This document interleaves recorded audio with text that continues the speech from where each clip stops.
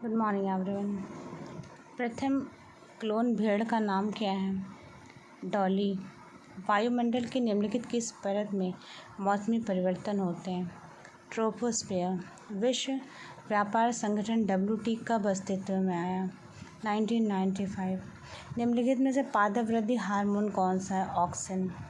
जीवाणु संक्रमण में से निम्नलिखित में कौन सा रोग हो जाता है? टिटनस। माइकल जॉर्डन किस खेल से जुड़ा हुआ है? बास्केटबॉल। श्री लक्ष्मण कृष्ण राव पंडित किस विधा से जुड़े हैं? शास्त्रीय संगीत। भारत में बेरोजगारी की समस्या मूलतः कैसी है? संरचनात्मक। माइकल जॉर्डन किस खेल से जुड़े हुए हैं? बास्केटबॉल। श्री लक्ष्मण कृष्ण राव पंडित किस विधा से जुड़े हैं? शास्त्रीय संगीत। भारत में बेरोजगारी की समस्या मूलतः कैसी है? संरचनात्मक। भारत में राष्ट्रीय आय किन विधियों से मापी जाती है? उत्पादक विधि, व्यय विधि, मूल्य वृद्धि विधि, ये सभी। स्वर्णिम चतुर्भुज सड़क परियोजना निम्नलिखित में किस शहर संबंधित नहीं है? अमृतसर से। मुक्त व्यापार क्षेत्र घोषित किया जाने वाला भारत का पहला निर्यात प्रसंस्करण क्षेत्र कौन सा है? कांडला। नोबेल पुरस्कार प्रदान करने वाली संस्था कौन सी? स्वीडन की रॉयल अकेडमी। निम्नलिखित में से किस दिवस को उपभोक्ता अधिकार दिवस के रूप में मनाया जाता है? 15 मार्च। प्रकाश का रंग किससे निर्धारित होता है? तरंगदैर्ध्य के। कोशिका में ऊर्जा का स्रोत कौन सा है? ATP। व्यावसायिक रूप से केंचुए द्वारा खाद्य बनाने की विधि क्या कहलाती है? Vermi culture. शरीर का सबसे व्यस्ततम अंग कौन सा है? हृदय। चलिए नेक्स्ट क्वेश्चन देख लेते हैं। प्रतिजैविक निर्माण किस में होता है? रक्त प्लाज्मा। तो ये सीटेट के स्पेसिफिक क्वेश्चंस हैं जो आपको अपकमिंग एग्ज़ाम में 6 सितंबर को जो पेपर होना है उसमें आ सकते हैं। बहुत प्रबल संभावनाएं हैं क्योंकि ये बहुत ही इम्पोर्टेंट क्वेश्चंस हैं। इस तरह के क्वेश्चंस आते रहते हैं आपके सोशल स्टडी में। ये सामाजिक अध्ययन का क्वेश्चन, जिनका विषय सामाजिक अध्ययन है, वो इन क्वेश्चनों को देख सकते हैं, कर सकते हैं, एक बार रिवाइज कर सकते हैं।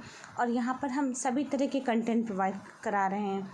पुलिस हो, SSC भर्ती हो, SSC CGL, मैथ, रीजनिंग, किसी भी सब्जेक्ट की, चाहे वो बैंकिंग से रिलेटेड हो, स्पेशलिस्ट ऑफिसर हो, तो सब कुछ हम यहाँ पर पढ़ा रहे हैं। आपको सारा कंटेंट, सारे मटेरियल मैं खुद आपको प्रोवाइड कराऊंगी विद डिटेल डिस्क्रिप्शन।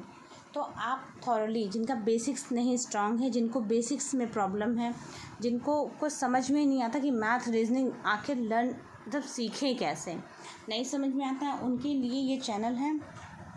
और ये दिव्य ट्यूटोरियल सिर्फ एक चैनल नहीं है, बल्कि यह एक रामबाण औषधि है। आपके समस्त समस्याओं का जड़ से निदान, मतलब आप जिस भी चीज़ की प्रिपरेशन कर रहे हैं उसका संपूर्ण हल यहाँ पर आपको मिलेगा। हम आपको बेसिक से सिखाएंगे कि प्रिपरेशन कैसे करें, गवर्नमेंट एग्ज़ाम की प्रिपरेशन कैसे करें, आखिर करें कैसे।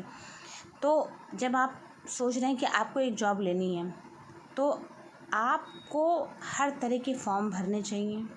इस अकड़ में नहीं रहना है कि सिपाही नहीं बनना है, कांस्टेबल बन के क्या होगा, टीचर बन के क्या होगा, ऐसा कुछ नहीं सोचना है। पहली प्रायोरिटी है आपको अपने लिए खड़े होने की जगह बनाना। कई लोग नए होते हैं, शहर में नए शिफ्ट होते हैं, सिर्फ पढ़ने के लिए आते हैं। तो ऐसी स्थिति में आपको अपने लिए सिर्फ स्पेस बनाना है, खड़े होने की जगह बनानी है। जब आप एक बार खड़े हो जाएंगे अपने पैरों पर, तो लेटने की, दौड़ने की, हर चीज़ की व्यवस्था अपने आप खुद ब खुद बनती चली जाएगी, चेन जुड़ती चली जाएगी। लेकिन जब आप खड़े होने की व्यवस्था ही नहीं बना पा रहे हैं और सपना देख रहे हैं IAS बनने का, तो कैसे बनेंगे IAS? कोई आधार भी नहीं, कोई सपोर्ट भी नहीं, फाइनेंशियल सपोर्ट भी उतना ज़्यादा नहीं है कि घर वाले 10 साल तक बैठा के आपको पढ़ाते रहें।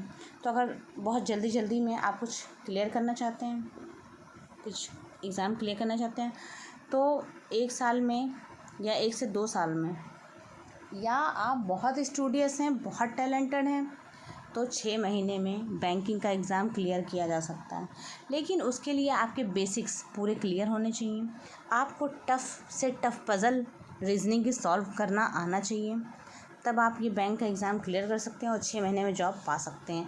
ये जॉब एक ऐसी जॉब होती है जो कि श्योरिटी के लिए, लेकिन कंपटीशन बहुत टफ़ है, वैकेंसीज़ बहुत कम हैं।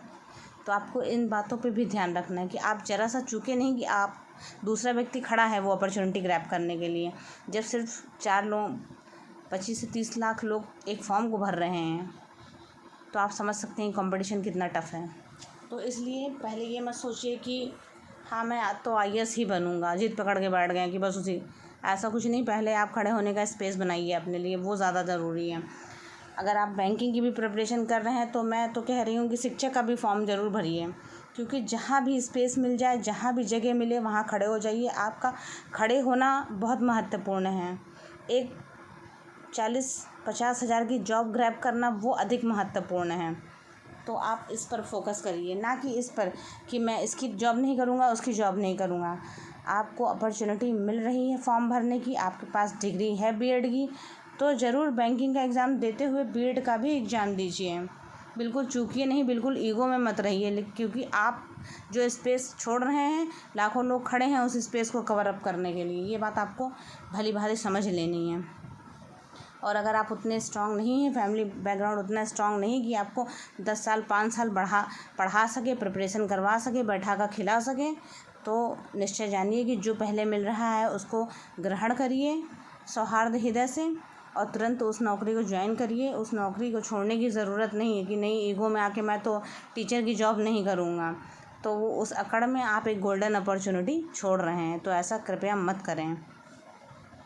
Thank you.